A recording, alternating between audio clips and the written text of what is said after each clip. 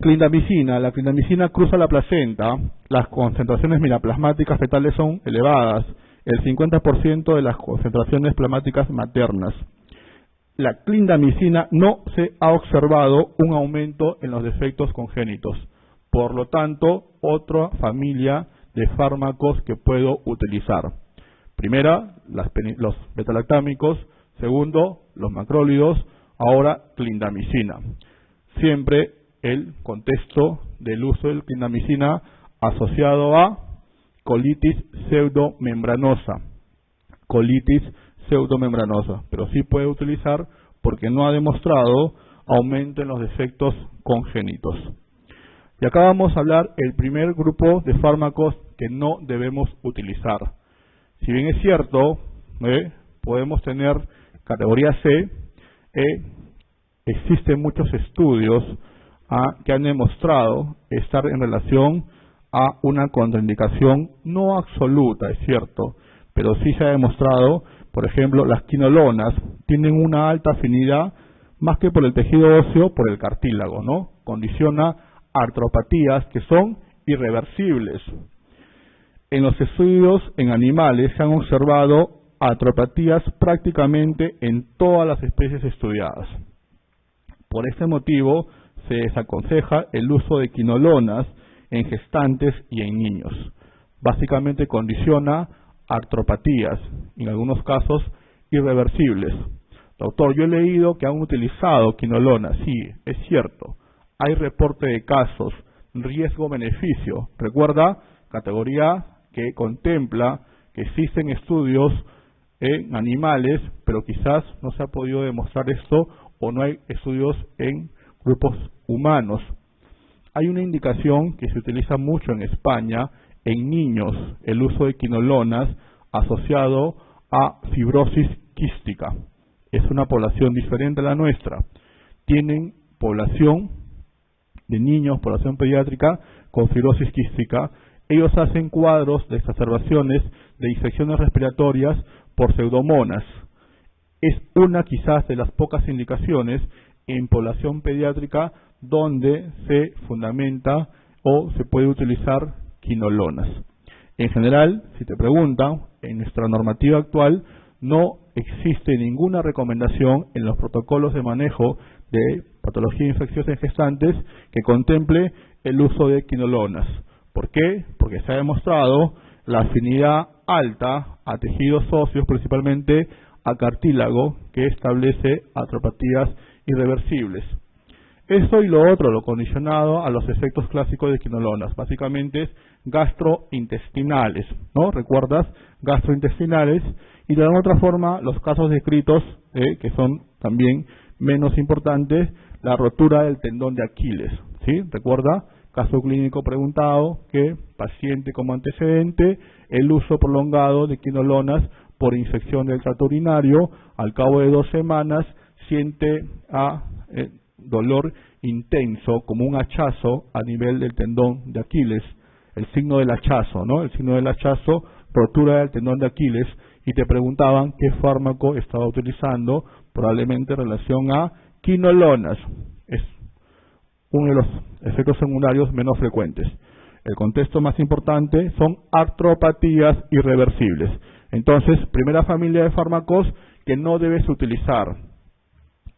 Hay otras opciones terapéuticas importantes, ¿verdad? Quinolonas,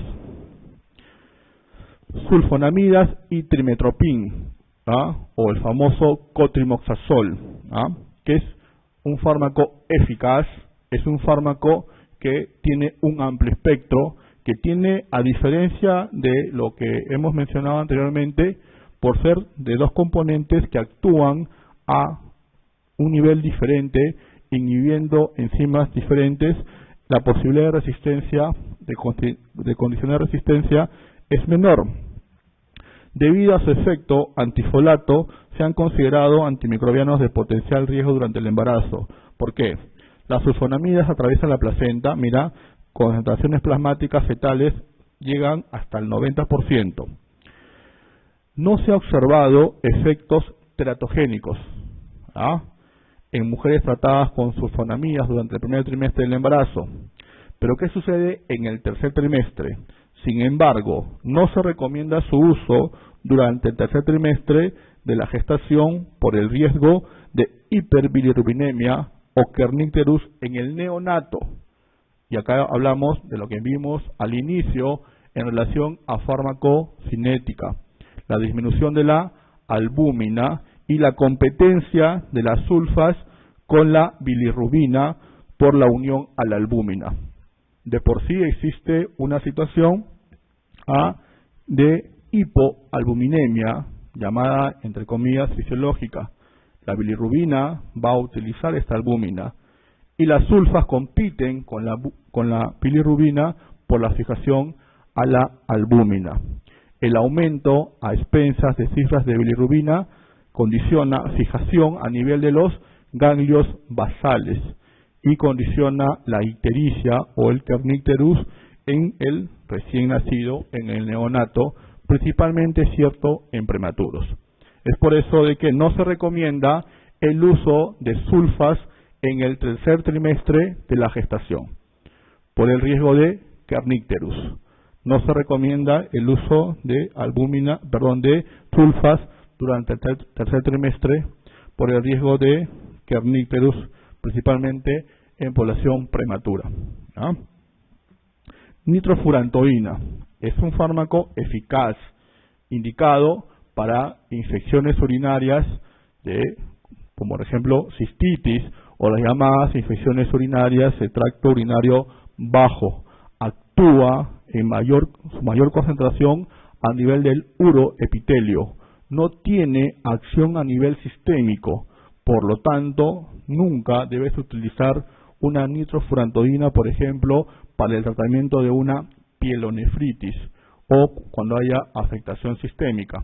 Es un fármaco muy eficaz, inclusive es un fármaco que tiene acción contra gérmenes condicionados llamados panresistentes o multiresistentes, que ustedes han visto de repente en su clase de resistencia bacteriana, las famosas E. coli que producen enzimas llamadas BLE, las beta-lactamasas de espectro extendido. Cistitis a repetición en gestantes o en población de riesgo, una de las indicaciones es el uso de nitrofurantoína, de alguna otra forma un fármaco que es dejado de utilizar, entre comillas, incluso en relación a su bajo costo. En gestantes, ¿qué es lo que tenemos? No se han informado de efectos congénitos con su uso, pero puede predisponer al feto a anemia hemolítica, en concomitancia con déficit de glucosa 6-fosfato deshidrogenasa. Nitrofurantoína no ha demostrado efectos teratogénicos, pero sí condiciona riesgo de anemia hemolítica. Entonces, nuevamente, nitrofurantoína, infecciones urinarias de tracto bajo, por ejemplo, la cistitis, no tiene afectación sistémica, recuerda, en el contexto de las gestantes puedes utilizar, pero existe un riesgo de anemia hemolítica en el feto, principalmente en relación a déficit de glucosa 6-fosfato deshidrogenasa. Entonces, quinolonas no debe utilizar, condicionan artropatías irreversibles. Sulfas puede utilizar, salvo en el tercer trimestre, por el riesgo de kernicterus. Nitrofurantoína puede utilizarla en infecciones urinarias bajas, no sistémicas. Riesgo, anemia hemolítica, pero en el feto, principalmente en deficiencia de 6-fosfato deshidrogenasa. Nitrofurantoína. Tetraciclinas no debes utilizar. No solo en gestantes, sino también en población pediátrica. Y acá surge el contexto de dos escenarios. Tetraciclina condiciona riesgo de hepatotoxicidad en la gestante. En la gestante condiciona riesgo de hepatotoxicidad y también se ha visto relacionado a cuadros de hernias inguinales. Entonces, en la gestante se ha demostrado el riesgo de hepatotoxicidad y también riesgo de hernias inguinales. Se han descrito casos de hepatotoxicidad, algunos muy graves, en mujeres gestantes tratadas con altas dosis. cruzan la placenta y se unen por quelación al calcio de las estructuras óseas y dentales del embrión y del feto en desarrollo. Recuerda que actúa a nivel de los cartílagos de crecimiento óseo. No se recomienda la administración de tetraciclinas durante el embarazo. Cuando hablamos de tetraciclinas, principalmente nos referimos a doxiciclina y a tetraciclina, ¿no? No se recomienda la administración de tetraciclinas durante el embarazo. Y esto también es clásico, provocan coloración amarillenta o marrón a nivel dental e hipoplasia del esmalte dental cuando se administran después de las 24 semanas de gestación. Entonces, nuevamente, no debemos utilizar tetraciclinas. Está contraindicado el uso en gestantes, no solo por el riesgo relacionado a las gestantes, por hepatotoxicidad, sino también en el producto que recién nacido en el feto, por quelación se une al calcio y produce alteración a nivel de las líneas de crecimiento óseo. No debemos utilizar tetraciclinas y lo clásico descrito, la coloración amarillenta a nivel dental. Tetraciclinas. Aminoglucósidos. Aminoglucósidos nos referimos a amicacina, a gentamicina, y lo que mencionábamos en alguna pregunta, la estreptomicina, la canamicina. Clásico, atribuible efectos secundarios, nefrotoxicidad, ototoxicidad. Las concentraciones plasmáticas de los aminoglucósidos son menores en las mujeres embarazadas que en las mujeres no embarazadas debido a una mayor eliminación renal. Los aminoglucósidos, al igual que los fármacos anteriormente descritos, cruzan la placenta. Se han descrito sorderas congénitas en los neonatos cuyas madres fueron tratadas con estreptomicina y canamicina, categoría D, estreptomicina y canamicina. Se han descrito sorderas congénitas en los neonatos tratados con estos fármacos. Es por eso de que ya no se indica en gestación. Otros problemas son el aumento de riesgo de nefrotoxicidad, sobre todo cuando se administran junto a cefalosporinas, y es clásico, ¿no? Ustedes tienen los tratamientos empíricos clásicos siempre asociar, por ejemplo, una cefalosporina a un aminoglucósido. Ceftazidime asociado a amicacina en el manejo de neutropenia febril, por ejemplo, ampicilina asociada a gentamicina en el manejo de sepsis neonatal en forma empírica. Cuando contemplas esa posibilidad, principalmente cefalosporinas asociadas al uso de aminoglucósidos, riesgo de nefrotoxicidad. Y también esto remarcado porque han preguntado, ¿no? Bloqueo neuromuscular cuando se combinan con fármacos bloqueadores musculares o sulfato de magnesio, por ejemplo, gestantes en procesos relacionados a emergencias hipertensivas en la gestación, como preeclampsia, que utiliza sulfato de magnesio. Preguntaron sobre gestante que condicionaba bloqueo y como cuadro clínico bloqueo neuromusculares como antecedente preeclampsia y qué antimicrobiano probablemente estaban utilizando. Entre las claves había amicacina, ¿no? El uso de aminoglucósidos, no esteratogénico, no confundir. Amicacina, gentamicina, incluso son utilizados en el manejo de las ITUS en nuestra población. El contexto es efectos secundarios en relación a la concomitancia del uso de cefalosporinas o de bloqueadores musculares o sulfato de magnesio. Entonces, ¿aminoglucósidos puedo utilizar? La respuesta es sí, pero tengo que diferenciar el contexto de los grupos de riesgo. Categoría D, canamicina, y el uso de estreptomicina condiciona sordera. Categoría C, amicacina y gentamicina son utilizables. Tengo que tener el contexto de evitar el uso concomitante con cefalosporinas o como por ejemplo sulfato de magnesio. Cloranfenicol. Cloranfenicol cruza la placenta. Es un fármaco eficaz, de amplio espectro, muy utilizable de alguna otra forma hasta hace algunos años en nuestro país, básicamente para infecciones por gram negativos. Era el fármaco de elección en el manejo de las fiebres entéricas, fiebre tifoidea, salmonelosis. Fármaco de elección era en el uso de las meningitis en población pediátrica. Si ustedes revisan la literatura mundial, de alguna otra forma lo toman con pinzas o tiene contraindicación relativa el uso de cloranfenicol por el riesgo clásico de condicionar aplasia medular, ¿sí? Aplasia medular o agranulocitosis en población caucásica, Y eso es algo importante.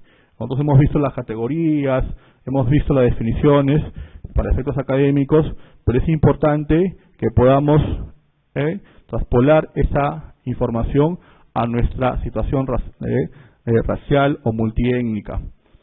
Cloranfenicol en nuestro Perú o en nuestras gestantes no está descrito los casos en asociación a la aparición de aplasia medular. Cloranfenicol cruza la placenta. No se han descrito malformaciones congénitas asociadas al uso de cloranfenicol en gestantes. Sin embargo, dosis dependiente con altas dosis del uso de cloranfenicol en el tercer trimestre se ha relacionado a un efecto tóxico característico, el llamado síndrome gris del recién nacido. Síndrome gris del recién nacido. Tienes que memorizar. Sulfas kernicterus, cloranfenicol, síndrome gris del recién nacido. ¿Y qué es el síndrome gris? Para los que lo han visto, nunca se van a olvidar. El síndrome gris del recién nacido es un colapso cardiovascular, principalmente en prematuros. Genera cianosis, de ahí, y una coloración grisácea en piel, de ahí el nombre. Hipotensión, genera distensión abdominal, genera vómitos. Y el antecedente es el uso de cloranfenicol en el tercer trimestre de la gestación y principalmente se ve en recién nacidos prematuros. Síndrome gris del recién nacido. Es un colapso cardiovascular, vemos hipotensión, vemos bradicardia también, vemos vómitos, vemos distensión abdominal y vemos la coloración grisácea con cianosis, principalmente periférica. De ahí el nombre. Efecto en relación al uso de cloranfenicol. Y se presenta principalmente en el grupo de recién nacidos prematuros. Entonces, diferenciar. No es teratogénico, pero sí existe el riesgo en relación a altas dosis en el uso en el tercer trimestre del riesgo de aparición del síndrome gris del recién nacido. Metronidazol. Metronidazol sigue siendo controvertido. Recuerden que es un fármaco antiparasitario, antibacteriano, con actividad contra anaerobios. Existe la definición dada por el Colegio Americano de Ginecología o Obstetricia que recomienda no utilizar metronidazol durante el tercer trimestre del embarazo, porque se ha visto que tiene relación en alteración de la organogénesis, la etapa embrionaria, salvo, excepto una indicación específica, por ejemplo, que tengas una gestante con amebiasis. Es una de las pocas indicaciones. De ahí el contexto clásico para el tratamiento de tricomoniasis o vaginosis no se recomienda el uso de metronidazol en el primer trimestre, porque se ha visto efectos relacionados a alteración de la organogénesis. Metronidazol no utilizar en el primer trimestre. Preguntas, a ver. 5. Marque lo incorrecto sobre el uso de nitrofurantoína en gestantes. Recuerda que nitrofurantoína es fármaco de elección en ITU de tracto urinario bajo. Tiene un efecto a nivel del uroepitelio, altas concentraciones. Lo usamos inclusive para gérmenes de amplio espectro, para gérmenes resistentes, por ejemplo las E. coli, pan resistentes. Está asociado en algún grupo a condicionar anemia hemolítica, ¿no? Entonces, respuesta. Veamos. Categoría B, según FDA, eso es correcto. No se han informado de efectos congénitos con su uso no es teratogénico. Eso es correcto. Puede predisponer al feto a anemia hemolítica. Eso también es correcto. Y mayor predisposición cuando hay deficiencia de glucosa 6-fosfato deshidrogenasa, ¿no? Eso es correcto. D, de elección en ITU en gestantes con compromiso sistémico. No, eso es incorrecto, ¿no? De elección en ITU bajas. No tiene mayor biodisponibilidad. Por eso el contexto es solamente utilizado, por ejemplo, en la cistitis. Ese es incorrecto. Respuesta D. 5D. 6. Marque lo incorrecto sobre el uso de beta-lactámicos en gestantes. Cuando hablamos de beta-lactámicos, hablamos de penicilinas, cefalosporinas, carbapenems y monobactans. Marque lo incorrecto. Entonces, cuando hablamos de beta-lactámicos, en líneas generales, son fármacos que podemos utilizar en la gestación. No se ha demostrado efectos relacionados a teratogenia. Los beta-lactámicos podemos utilizar, hay algunas excepciones, más que comentar, no relacionadas a teratogenia, pero sí a aumento de algunos factores de riesgo para alguna predisposición a algunos procesos no solo infecciosos. Veamos. A. No se ha comprobado asociación con teratogenicidad. Eso es correcto. Atraviesan la placenta. También es correcto. El uso de imipinen se ha asociado a aparición de convulsiones en niños por debajo de 3 años. Por eso es una de las indicaciones dentro de la categoría de riesgo C. El uso de amoxicilina asociado a ácido clavulánico. Hay un estudio importante, el estudio Oracle, se ha asociado a casos de enterocolitis necrotizante. Eso es correcto. E. Ceftriaxona es la droga de elección en profilaxis prequirúrgica. Eso es correcto para algunos cirujanos, ¿no? Con respecto a todos los cirujanos.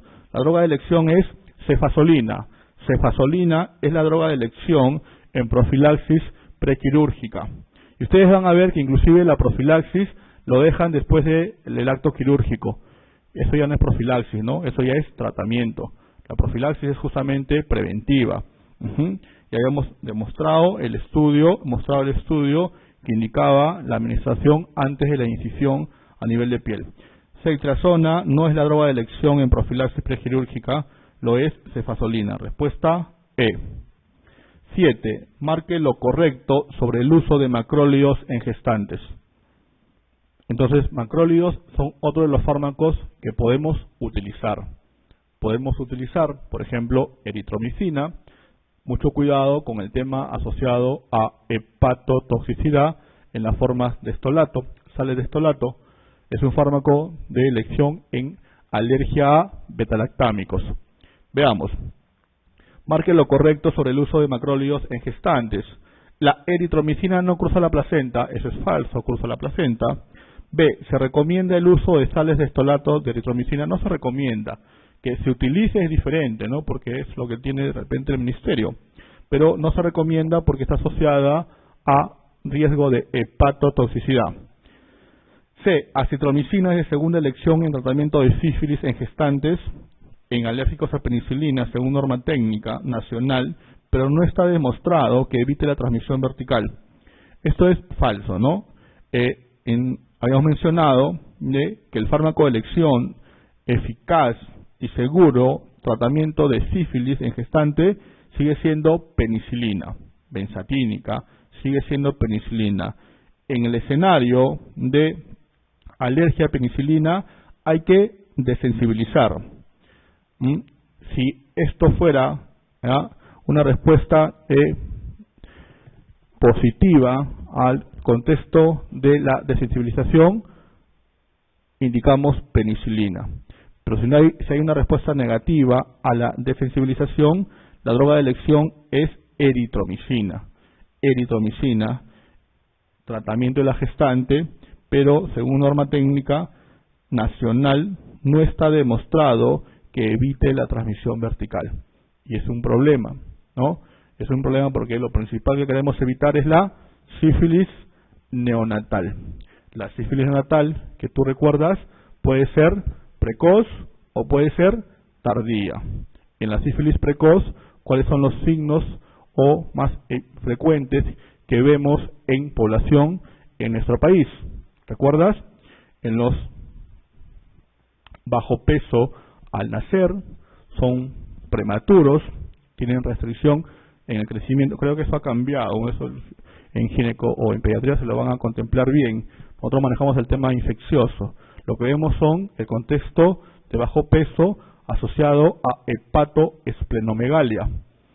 Puede el escenario contemplar ictericia, y la serie dada por el Hospital San Bartolomé estableció la presencia de rinitis que podría ser serosanguinolenta. Eso es porque tú vas a hacer el examen clínico, nosotros somos clínicos, ¿no? Entonces vamos a contemplar el antecedente de una gestante con el diagnóstico de sífilis, independientemente de que fue tratada o no.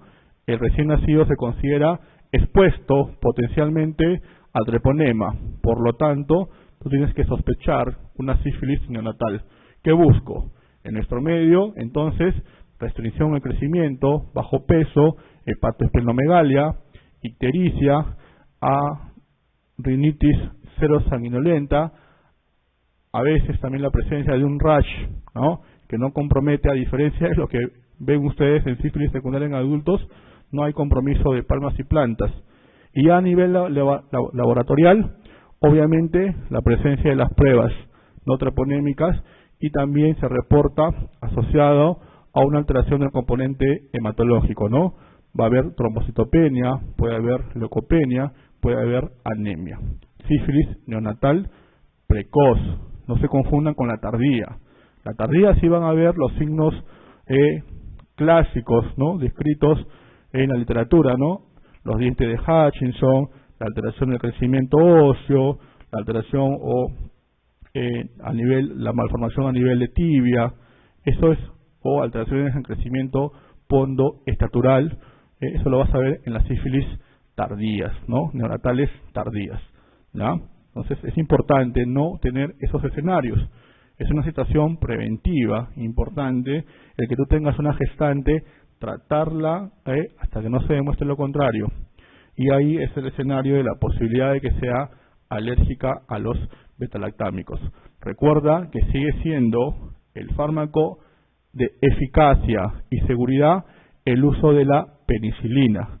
Solo 3 dosis, doctores. Tenemos muchos problemas que por, entre comillas, por mejor hacer, indican más dosis de las adecuadas. Recuerden que la penicilina benzatínica es una penicilina de depósito. Incluso su indicación es 14 días. Ustedes revisan, la penicilina va a actuar 14 días. La norma establece semanal. Y aún así tenemos que gestantes en sus postas o centros de salud les han indicado penicilina benzatínica diaria. Y así las refieren. Entonces, es de alguna u otra forma desconocimiento de lo que todos deberíamos manejar, porque gestantes, independientemente de la especialidad, en algún momento todos vamos a ver. Entonces, respuesta D. 8. Marque lo incorrecto sobre el uso de clindamicina en gestantes. Entonces, lo que tienes que saber de clindamicina es que puedes utilizar en gestantes, no tiene efectos teratogénicos, solo el contemplar la posibilidad de colitis pseudomembranosa, que no es el único fármaco que lo puede ocasionar. Entonces, avancemos. A. Cruzan la placenta. Eso es correcto. Su uso prolongado se asocia a colitis pseudomembranosa. Correcto. C. Concentración plasmática fetales son aproximadamente 50% de las maternas. Ese es un dato de memoria, pero es correcto, ¿no? D. Su uso no se ha relacionado a aparición de defectos congénitos. Es correcto. Puedes utilizarlo. E. Se contraindica su uso durante el primer trimestre de gestación, ni en el primero, ni en el segundo, ni en el tercero. Puedes utilizar. Esa es la respuesta incorrecta. 8E. 8E. 9. Marque lo incorrecto sobre el uso de quinolonas en gestantes. Tienes que saber de quinolonas que no debes utilizar. ¿Por qué? Porque produce artropatías irreversibles a nivel, y también actúa a nivel del crecimiento óseo, menos que tetraciclinas, que por eso se contraindica su uso en esta población. B. Clasificadas en la categoría C según FDA, sí, es categoría Sí, categoría C. B, cruzan la placenta, es correcto. Tienen alta afinidad por el tejido óseo y cartílago, principalmente por el cartílago, eso es correcto. D, se desaconseja su uso solo durante el primer trimestre de gestación. No solo durante el primer trimestre, segundo y tercer trimestre no debes utilizar. Que hayas leído que hay reporte de casos, eso es cierto, pero hablando en línea general, no se recomienda según normativa nacional actual. E, ejercen acción inhibidora sobre la síntesis de ácidos nucleicos. Sí, recuerda que actúan a nivel de las topoisomerasas. Topoisomerasas, ¿no? Ácido nucleico y síntesis de los ácidos nucleicos. Eso es correcto.